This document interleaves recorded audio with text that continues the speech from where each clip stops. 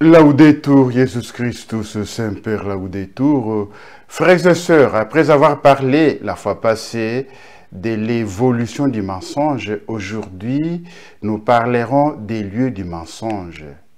Le mensonge a libre cours dans tous les domaines, du plus profane au plus sacré. On peut mentir au nom de la religion, au nom de la philosophie, au nom de la science, au nom du droit, au nom de la politique, au nom de l'économie, au nom de quelques compétences professionnelles et dans le cadre de quelques activités que ce soit. Il y a des mensonges religieux, des mensonges philosophiques, des mensonges scientifiques, des mensonges juridiques, des mensonges politiques, des mensonges socio-économiques et des mensonges qui entachent les plus simples relations interpersonnelles. Le mensonge dans les domaines religieux, comme nous l'avons dit, sont les plus graves parce qu'ils s'opposent à la vérité divine. On blasphème alors contre Dieu ou bien on falsifie sa parole en la soumettant à des vues et à des ambitions humaines. Le mensonge est l'outil indispensable des détracteurs de la religion, des ennemis ou assassins de la foi. En philosophie et dans les sciences, il est possible de mentir en enseignant des principes qu'on sait être faux et des fausses théories comme celle tout à fait ridicule qui veut que l'homme descende du singe. Origine ténébreuse qu'on reporte à une période préhistorique spécifique par l'impossibilité absolue d'établir quelque preuve scientifique que ce soit.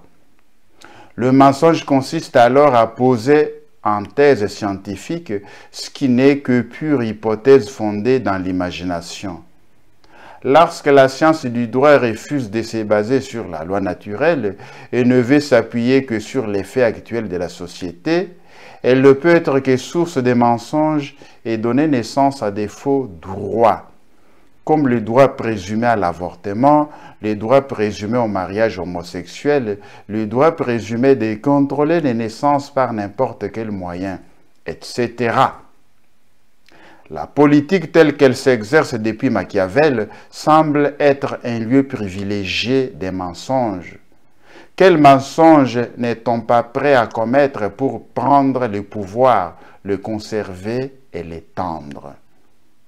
Il est également bien tentant, lorsqu'on poursuit des avantages personnels, de se servir de ses connaissances et habiletés professionnelles pour mentir.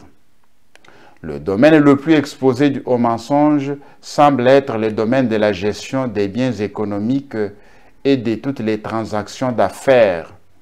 En raison de la cupidité qui soumet beaucoup de personnes et des compagnies au pouvoir séducteur de l'argent. Enfin, dans tous les domaines de l'activité humaine se rencontrent, en plus de ceux qui mentent occasionnellement, des spécialistes dans l'art de mentir, de manipuler, de frauder. La fois prochaine, nous parlerons des dimensions du mensonge, c'est-à-dire sociales, divines, intérieures. On ment à autrui, à Dieu, à soi-même. Terminons par la prière du gloire au Père en latin. Gloria Patri et Filio et Spiritui Sancto, sicut erat in principio et nunc et semper et in saecula saeculorum. Amen. Laudetur Jesus Christus, Saint-Père Laudetur.